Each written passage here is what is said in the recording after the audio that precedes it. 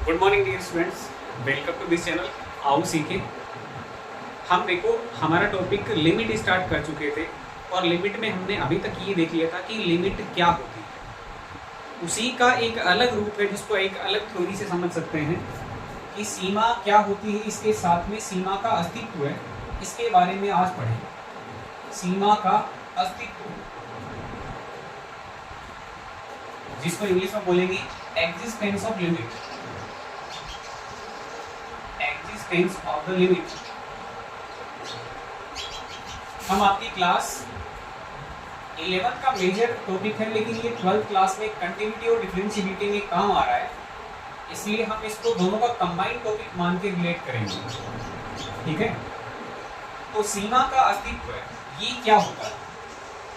जैसे मान लीजिए आपके पास में कोई फलन है y बराबर fx और वो इस तरीके का है कि किसी बिंदु a पर वो फलन l मान दे रहा है और a से यदि आपने कोई बड़ा मान यदि लिया है और फलन को दिया है तो फलन क्या कर रहा है, फलन a मान नहीं दे रहा है, फलन क्या कर रहा है, a से थोड़े से बड़े इनपुट के लिए फलन आपका m पर पहुंच गया है। यानी जैसे ही आपने थोड़ी सी भी बड़ी वैल्यू इसमें डाल दी, आप बिल्कुल यदि इससे थोड़ी सी भी बड़ी वैल्यू डाल दोगे तो भी ये कहां पे जाएगा, ये m पर ही मान देगा। और ऐसे यदि a से आप थोड़ा सा भी छोटा इनपुट इसको देने वाले हैं तब भी ये फलन अपना मान कहां देगा, तब भी ये फलन अपना m मान देने वाला है। ठीक है, यानी फलन का जो ग्राफ है वो इस तरीके का है। इस फलन के ग्राफ में एक तो है डॉट जो a बिंदु पर मिल रहा है और ये होल जो कर रखा वो ये बताता कि a बिंदु पर ये m मान नहीं मिलेगा। और यदि a से आपने बड़ा इनपुट कोई दिया है तो फलन अपना ग्राफ है वो ऐसा बता रहा है, इसका मतलब इस बिंदु पर ये m मान देगा। ऐसे ही यदि a से छोटा मान आपने दिया है तो भी ये फलन अपना मान m देगा। ठीक है, तो हम यदि इसको ऐसे देखना चाहें कि फलन को यदि हम a दे देते हैं तो फलन अपना मान है वो l बना के होगा। तुमने a दिया फलन को तो फलन क्या करेगा, फलन आपको l मान दे देगा। लेकिन a से यदि आपने बड़े दिए हैं तो फलन m दे रहा है और a से यदि छोटे इनपुट दिए हैं तो भी फलन m मान दे रहा है। तो इसका क्या मतलब है, यदि हम x एक्सिस के किसी दाईं तरफ के बिंदु से और a की तरफ आए, यानी हम क्या कर रहे हैं, हम हमारी x एक्सिस के किसी बिंदु को a की तरफ ला रहे हैं, यानी x हमारा a की तरफ आ रहा है, यानी x की वैल्यू लगभग a बन रही है। लगभग a का मतलब है कि a से थोड़ी सी बड़ी बन रही है, a नहीं बन रही है। इसलिए मैं a के आगे प्लस शो कर रहा हूँ। a पे प्लस शो करने का मतलब क्या है कि x का मान a के बराबर है लगभग, लेकिन a से थोड़ा सा बड़ा है। यानी जो हमारा x है वो a की तरफ आ रहा है, लेकिन ये दाईं तरफ से आ रहा है। तो ये हम दाईं तरफ के लिए इसको बोलते हैं राइट हैंड लिमिट, है ना, ये लिमिट है। और आगे इसके लिखेंगे fx। अब ये कंप्लीट कोई मीनिंग निकालेगा। क्या मीनिंग है इसका, कि फलन की जो फंक्शन है उसकी लिमिट या सीमा जब x का मान a पर पहुंच रहा है लेकिन दाईं तरफ से पहुंच रहा है, यानी आप या तो यहाँ पे हो या आप यहाँ पे हो या आप यहाँ पे हो या यहाँ पे हो, लेकिन a पर नहीं हो। लेकिन a के बाद में तुम कहीं पर भी हो, आपको फलन तो m मान ही दे रहा ना अपना। तो इसका यदि मैं मान लिखना चाहूंगा तो मैं इस मान को क्या बोलूंगा कि ये मेरा m मान है। और इसका दूसरा संकेत क्या हो जाएगा, दूसरा संकेत ये बन जाएगा कि लिमिट h टेंडिंग टुवर्ड्स 0 है और f of a plus h आप कर रहे हो, यानी फलन को तुम a से थोड़ा सा बड़ा मान दे रहे हो। h टेंडिंग टुवर्ड्स 0 का क्या मतलब होता है कि h का मान 0 नहीं है एग्जैक्टली, h का मान 0 के लगभग बराबर है, लेकिन पॉजिटिव वैल्यू है यानी धनात्मक संख्या है। तो आप फलन को a दे रहे हो या a से बड़ा मान दे रहे हो, आप फलन को a से बड़ा मान दे रहे हो, तभी तो फलन उस पर कितना मान दे रहा, अपना m मान दे रहा है। तो इसी को क्या बोलते हैं, इस चीज को हम क्या बोलते हैं कि ये हमारी जो चीज है ये क्या है, ये fx की x बराबर a पर दाईं सीमा है, ये दाईं सीमा है। यानी इसको इंग्लिश में कहेंगे तो क्या बोलेंगे, right hand limit of fx at the point x is equal to a।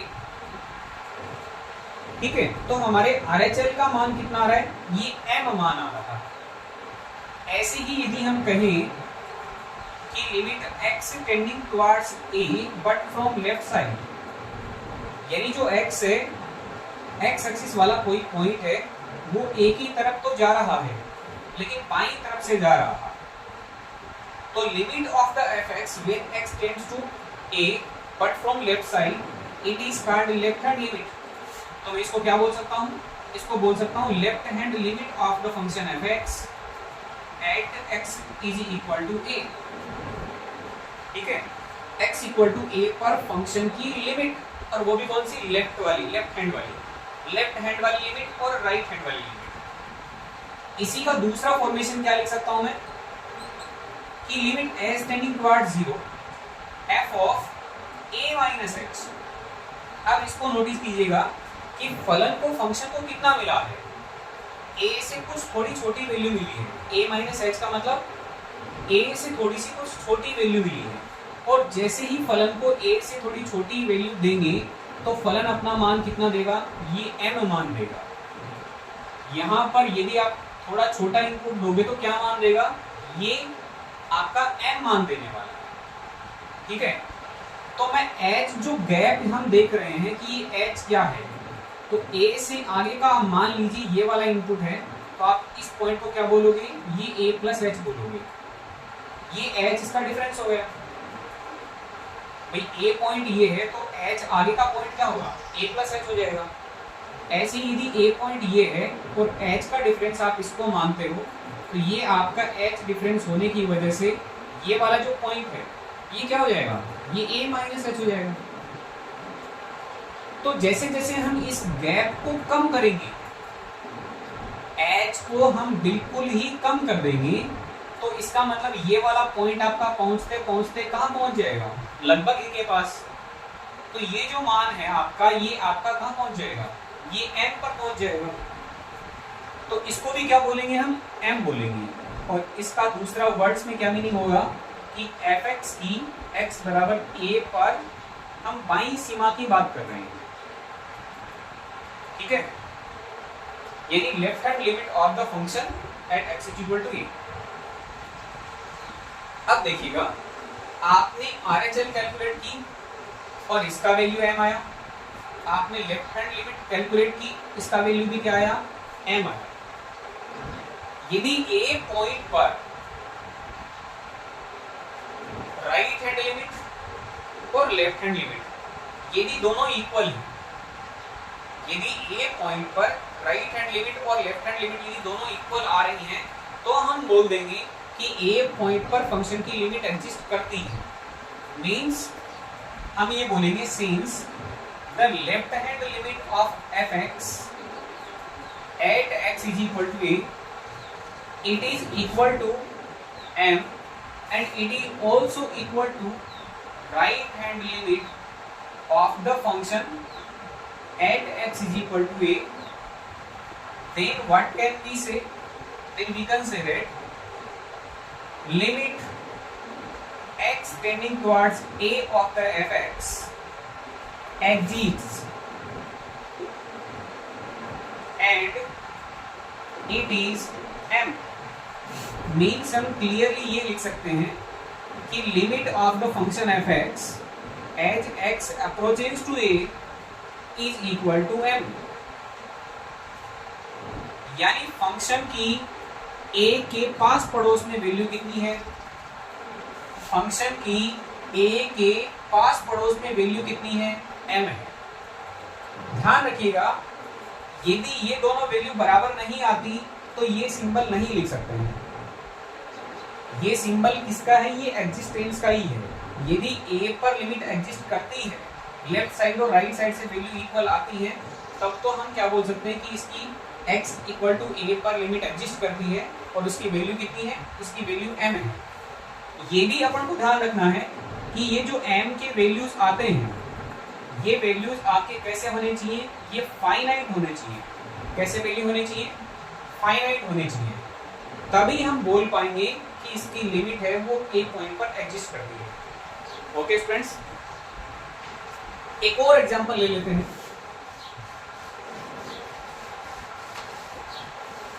एक और एग्जांपल की बात करते हैं।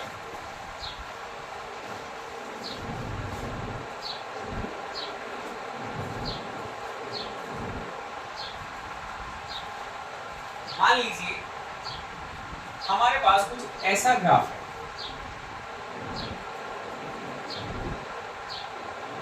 ये हमारी एक्स एक्सिस है, ये हमारी वाई एक्सिस है,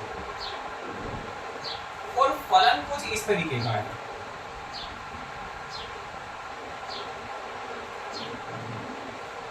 ये हमारा जीरो का पॉइंट है, ओरिजिन, आप इसके बारे में जानते हैं।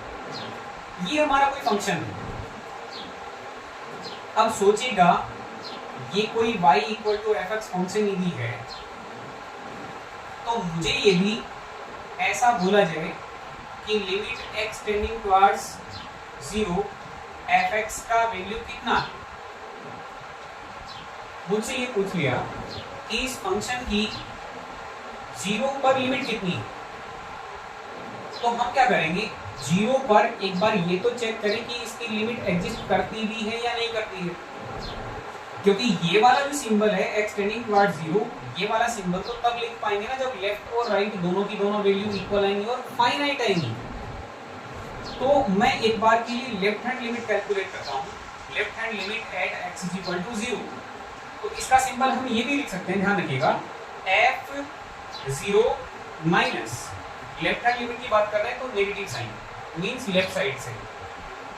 तो आप इसमें यदि अप्रोच लगाएं तो लिमिट यदि हम देखें x tending towards 0, x tending towards 0 but from negative side, ठीक है, मींस इसको क्या पढ़ेंगे, limit of fx at x tending towards 0 from negative side. तो इसका वैल्यू कितना है, इसको चेक करते हैं। आप 0 की तरफ अप्रोच कर रहे हो, है ना, 0 की तरफ अप्रोच कर रहे हो, आपका जो x का पॉइंट है, x एक्सिस वाला पॉइंट है, वो पॉइंट आपका 0 की तरफ अप्रोच कर रहा है। 0 की तरफ अप्रोच करने पर आपका फंक्शन कहाँ अप्रोच कर रहा है, मान लीजिए इस पॉइंट पर यहाँ पे है, अगले थोड़ी देर के बाद में पॉइंट यहाँ पहुंच जाएगा, तो आप इधर मूव कर रहे हो तो फंक्शन का ग्राफ ऊपर मूव कर रहा है, आप इधर मूव कर रहे हो फंक्शन का ग्राफ ऊपर मूव कर रहा है, आप और इधर गए फंक्शन का ग्राफ इधर ऊपर मूव कर रहा है। जैसे ही आप 0 के बिल्कुल नजदीक पहुंच जाएंगे लेफ्ट साइड से, तो आपको y का जो एक्सिस है उस y एक्सिस पे वैल्यू कितनी मिलेगी, आपको ये पता चल रहा होगा कि ये ग्राफ ऐसा लग रहा है कि ये y एक्सिस को इनफाइनाइट पे जाके मीट हो जाएगा।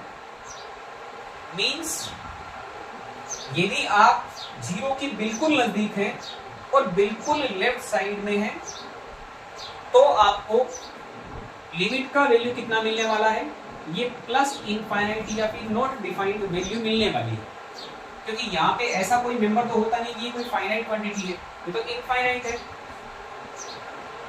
ये वैल्यू कैसी मिल रही है, इनफाइनाइट मिल रही है। ओके, ऐसे ही मैं राइट हैंड लिमिट कैलकुलेट करता हूँ, right hand limit at x is equal to 0, तो इसका सिंबल क्या हो जाएगा, 0 plus limit of the function as x approaches to 0 but from right side, but from right side। आप देखिएगा जब आप यहाँ पे थे तो फंक्शन यहाँ था, आप इधर मूव कर रहे हो तो फंक्शन आपका ऊपर मूव कर रहा है, आप और इधर आ गए तो फंक्शन आपका और ऊपर मूव कर रहा है। आप जो ही 0 के बिल्कुल नजदीक पहुंचेंगे तो ऐसा लगेगा कि फंक्शन है वो इनफाइनाइट पे पहुंच गया है, मींस ये भी प्लस इंफिनिटी वैल्यू देने वाली है। अब कई बच्चों को ऐसा लग रहा होगा इससे ये दोनों क्वांटिटी सेम ही तो आ रही हैं, LHL और RHL दोनों सेम ही तो आ रहे हैं, लेकिन मैंने आपको ये बता दिया था जस्ट पिछले वाले एग्जांपल में हमने कहा था कि ये वाली वैल्यू दोनों की दोनों कैसी होनी चाहिए, ये फाइनाइट होनी चाहिए। ये वैल्यू कैसी होनी चाहिए, फाइनाइट होनी चाहिए। ये भी इनफाइनाइट बन रही है, इसका मतलब लिमिट एग्जिस्ट नहीं करती। तो हम यदि LHL और RHL का वैल्यू दोनों सेम तो देख रहे हैं लेकिन फाइनाइट क्वांटिटी नहीं है, तो भी हम ये वैल्यू नहीं बोलेंगे कि ये इसकी लिमिट एग्जिस्ट करती है। हम इसका आंसर क्या बोलेंगे कि ये जो लिमिट है वो एग्जिस्ट नहीं करती, does not exist. Okay friends, तो ये हमारे पास में दो केस थे जिनमें ऐसा लग रहा था कि लिमिट का एग्जिस्टेंस होता है वो क्या होता है। एक और एग्जांपल ले सकते हैं, एक और छोटा एग्जांपल लेते हैं जिसमें थोड़ा सा और क्लियर हो जाएगी आपको बात। ये मान लीजिए ए पॉइंट है, ए पॉइंट पर फंक्शन अपना वैल्यू दे रहा है ए पॉइंट पर सॉरी एल वैल्यू दे रहा है, ठीक है। और ए की लेफ्ट साइड वाले इनपुट पे भी क्या दे रहा है, एल दे रहा है। थोड़ा सा और लेफ्ट में आ रहा है तो भी एल दे रहा है। ए पर ये एम नहीं दे रहा, लेकिन ए के राइट साइड में गए तो फंक्शन अपनी ये वैल्यू दे रहा है, ठीक है। आप नोटिस कीजिएगा कि यदि आप इधर से ए की तरफ अप्रोच करेंगे, यानी आप यदि एफ ऑफ ए प्लस देखना चाहते हो, यानी राइट हैंड लिमिट चेक करना चाहते हो, तो राइट साइड से अप्रोच करने पर फंक्शन अपना वैल्यू क्या दे रहा है, ये एम दे रहा है। हालांकि ये फाइनाइट क्वांटिटी है, ये y एक्सिस पे कोई फाइनाइट पॉइंट आ रहा है। यदि आप f of a minus check करना चाहते हो, f ऑफ a माइनस, तो वैल्यू कितनी आएगी, f ऑफ a माइनस का मतलब क्या हुआ कि आप a पर अप्रोच करवा रहे हो लेकिन नेगेटिव साइड से करवा रहे हो, तो आपको वैल्यू कितनी मिल रही है, इसकी n मिल रही है तो ये भी फाइनाइट ये भी फाइनाइट, लेकिन दोनों वैल्यू इक्वल नहीं है। मींस आप इस वाले केस के लिए क्या बोलेंगे कि left hand limit is not equal to our right hand limit at point x is equal to a। यदि ये दोनों इक्वल नहीं आ रही हैं, इसका मतलब इसकी लिमिट एग्जिस्ट नहीं करती है। तो इस वाले केस के लिए भी हम क्या बोल सकते हैं, इस वाले केस के लिए भी हम क्या बोल सकते हैं कि limit of the function as x approaches to a does not exist, right. तो ये हमारा टॉपिक था कि एग्जिस्टेंस ऑफ लिमिट क्या होती है, लिमिट कब निकाल सकते हैं, एग्जिस्ट करती है कि नहीं करती है। ये हमारे पास में 3 एग्जांपल लेके हमने इस चीज़ को सीखा है। अगली वीडियो में हम इसके कुछ क्वेश्चंस देखेंगे जिससे हम इस चीज़ को ज़्यादा रिलेट कर पाएंगे। और आप जानते हैं कि मैथमेटिक्स में जब तक एग्जाम्पल लेके प्रॉब्लम लेके चीज़ों को नहीं समझते तो चीज़ें भूलने में जल्दी आ जाती हैं। इसलिए चैनल पर बने रहिएगा, सब्सक्राइब कर लीजिएगा, अपने फ्रेंड्स को शेयर करिएगा। Okay friends, thank you very much.